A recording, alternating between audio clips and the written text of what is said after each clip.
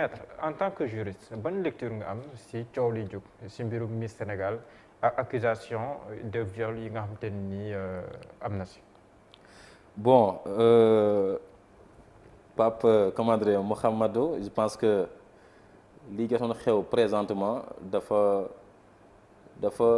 indi en tout cas une mobilisation, en tout cas une sorte de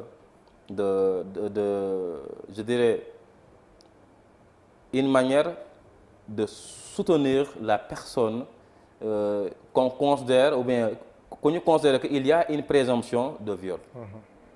Parce que gis nañu la sympathie des Sénégalais, une compassion, une pitié. Loolu ma gis ni naturellement le Sénégalais est comme ça. Sénégalais naturellement dafa am yërmande. Et je pense que loolu nit ku normal képp koo gis mu nekk ci nakar war nga am yërmande ci moom. C'est tout à fait normal. Wante man damay considérer que il y a des milieux yoo xamante ne Sénégalais yi yàgg nañ leen xool d'un doigt accusateur ou bien d'un œil accusateur. Et métier yoo xamante ne par exemple mannequinat ou bien ay miss le plus souvent Sénégalais yi dañ koy considérer que métier boobu nekkul métier boo xamante ne ba ñuy honorer. Ça c'est sûr. Man personnellement je ne vais jamais accepter un membre de ma famille mu dem di nekk ay miss ou bien ay mannequinat. Sincèrement. Pourquoi? Surtout jigéen góor sa xaw na tane mais surtout jigéen parce qu'on sait très bien que jigéen naturellement dafa fragile. Les tentations te mu nekk lu fi ne surtout nga jógee ci milieu boo xamante ne un milieu défavorisé quand tu es démuni d'une famille vraiment modeste là vraiment facilement on s'expose à certains proies. Tu deviens en tout cas une proie en tout cas loolu lañ fi gis pour la plupart.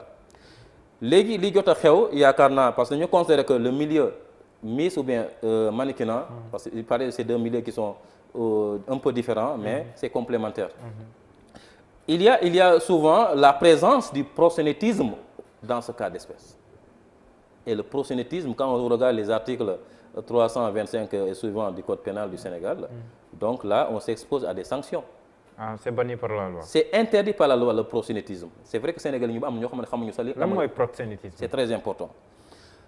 Le proxénétisme mooy lan par exemple nit daal di recruter ay jigéen ou bien ay góor di leen mettre en rapport ak ñeneen pour que ñoo ñu fay la xaalis yow. Loolu mooy proxénétisme. Tey ji nga nekk góor nga recruter ay jigéen. pour boole leen ak yeneen góor. ñoom ñu lay fay xaalis. Donc c'est quelqu'un qui s'enrichit sur la prostitution d'autrui. Et c'est fréquent. Maintenant dans le cas d'espèce su dee dafa am proxénétisme donc là on est dans le cas de la présomption. Su dee dafa am proxénétisme que la loi s'applique. Il faut sévir. Il faut que le juge également du moins le procureur, je ne sais pas si le procureur s'est autosaisi ou pas, c'est pas encore fait. Moi je demande solennellement le procureur de la République pour intervenir dans ce cas d'espèce mun a élucider les Sénégalais de ce qui s'est réellement passé. Je sais que jot naa dégg la version de la soi-disant victime, dégg également la femme koo xam ne moo organisé woon boobu Miss Sénégal. Mais maintenant certes je sais très bien que qui organisé woon Miss Sénégal son discours en tout cas manqué de responsabilité. Parce que yaakaar naa suñu la dénkee ay nit ñooñu noonu mu am lu leen dal. am na beneen discours bi nga war a tenir bu dul sa discours boo xamante ne. moom sax porté na plainte finalement. kan la ci. Amina Badiane l'organisatrice. dafa porté plainte. waaw porté na plainte pour diffamation ak yu. waaw léegi. moom c'est la présidente du comité d'organisation. maintenant du concours Miss Sénégal. comme que plainte am na le juge va statuer sur ce dossier apporter une lumière ndax sénégalais moom la ñuy xaar fu mu nekk nii de manière impatiente. mais ndax moom li ñu waxoon mën nañu ko jàppee apologie du viol comme ni ko ñenn ñi di waxee. man mënuma wax ne c'est un apologie du viol mënuma wax le genre soutient en tout cas jëmmal viol.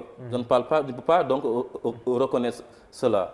Mais seulement man damay considérer que un manque de responsabilité dans le cadre de son discours. su dee par exemple mu ne oui ku mu violé képp ku mu violé si yow la neex loolu moom su dee vraiment ce discours là c'est un discours foncièrement irresponsable. Mais ban impact juridiquement la mën a am si organisation concours bi ñu mel ndax juridiquement mën nañ dem ba sax ñu daqal ko wala sax ñu jëlee ko si loxo ji nga xamante ni ñoom ñoo ko yor wala ndax état du Sénégal war na mën a dem taxaw gën a vigilant si mbir mi. Parce que organisation d'abord c'est une responsabilité.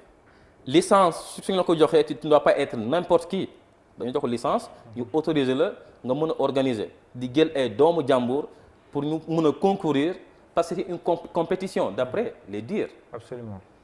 Compétition ban rapport la am ba d'après les informations de la soi-disant victime ñu leen boole ci ay ak ay naar yu jógee feneen ban rapport la am su dee loolu am na je pose la question su dee loolu am na vraiment on est allé au-delà du concours d'après la soi-disant victime dafa wax carrément moom dafa demoon ba waa ji tëddi ñu ne ko non doo tëddi ndax da ngay dem tenir compagnie ay nit ça signifie quoi? Est-ce que je suis là pour tenir compagnie à des personnes ou bien je suis là pour seulement la compétition? Mais il y a beaucoup de questionnements moom am na doom boo xamante ni am na 5 mois si xibaar yi ñu joxe. 6 mois li pare.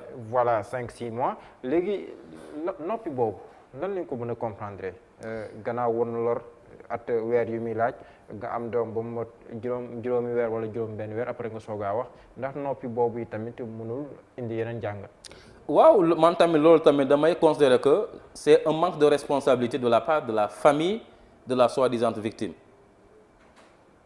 parce que yaakaar naa nit ki soo nekk en état de grossesse automatiquement ces règles dootoo ko gisati en tant que femme automatiquement soo demee hôpital gynécologue bi dina xam ne ndax vous êtes en état de grossesse oui ou non donc su dee par exemple ñoom xamoon nañu loolu nëbb ko jusqu'à à cet état à l'état actuel des choses nga intervenir il y a aussi anguille sous roche le pourquoi ce silence donc loolu pour ñu am ay leeral il faut que l'ouverture d'une enquête mu mën a taxaw moom lay wax ni le procureur de la République en tant que représentant de la société. Mais moom tam mën na porter plainte, n'est-ce pas? La présumée victime. Mais la victime doit porter plainte. Même bu nekkee xamul kii nga def mu porter plainte. Mais présentement damay considérer que là le viol, la présomption de ce viol là, on considère qu'il y a donc la nature de l'infraction qui est une infraction présentement criminelle. D'où l'ouverture d'une enquête à partir de ce moment. Donc mais le fait qu'elle ne sache pas ki am te ni moom moo ko def. ndax mën na porter plainte contre X. waaw loolu il doit porter plainte contre X mais également dans le cadre de l'enquête également. moom lu mu jot a indi comme ay révélation loolu automatiquement su dee c'est fondé. L'organisatrice également fera partie également de ñuy déglu ci cadre boobu noonu.